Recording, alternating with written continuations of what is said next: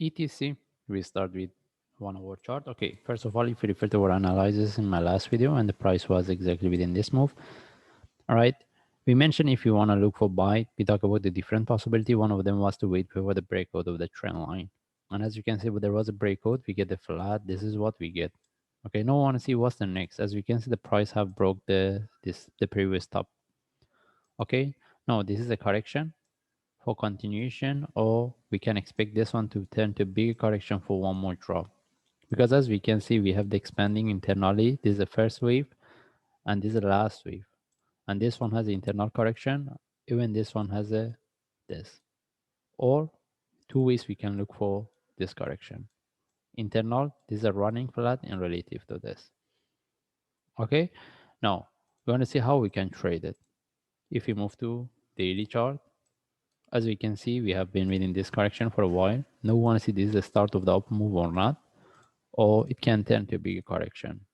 Okay, and this is what we have based on forward chart. As you can see, the price broke the low, and this is the first, this is the second, and now we want to see is that this is the one is going to break or not, or we can expect one more drop before continuation, because we will get the internal correction as well. The possibility of this one to retest this low isn't, I mean, it's very less. I don't think so.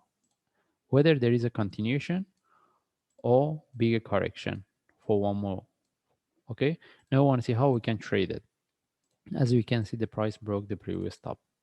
All right, if we want to look for buy, the best things is if we get a bigger correction here, at least one more drop before we take the trade. Okay, because what we have right now, if I zoom in, what we have right now is not enough to give us a trade setup. That means if we get a correction here, at least one more drop, or even this one, the possibility this one to turn to retest the top for one more drop can give us a flat. Then from there we can look for buy. If there is a continuation, the only way we to look for buy, we wait for the breakout of the stop. Okay, and we don't want to trade at this. As I mentioned, there is a possibility this one can give us a bigger, deeper correction before we get the next move. Okay, that's why if we want to trade, we wait for the bigger correction. That means we cannot look for buy right now. Whatever we have is not like at the top of the pre-correction, and we don't have a trade setup. But that's why there is no reason to look for buy. And what we this shadow also doesn't give us any because if we had a sharp move with a small flag, we can look for the continuation. But what we have here, it doesn't give us any confirmation. Or it's like even we cannot look for the short term buy in case that one is going to continue. Okay, by the way, if we want to look for sell, maybe we can, if we this one turn to a correction, maybe we can look for one more drop. But even for sell, what we have is right now is not, I mean, it cannot conform to give us a really good trade setup.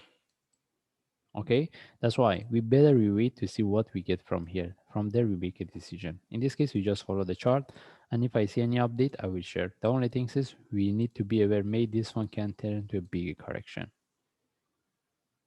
Maybe if we get the sell, can give us a good trade, because if this one start to be a correction in relative to this or flag, any sell can give us good trade if it move fast, because at that time the stop loss will be at the top. But we know for long term we're looking for buy. Okay, that's why it depends on traders whether they want to take it a sell or not. The sell will be short term. Anyway, we don't have any trade setup, we just follow the chart. If I see any update, I will share. Thanks.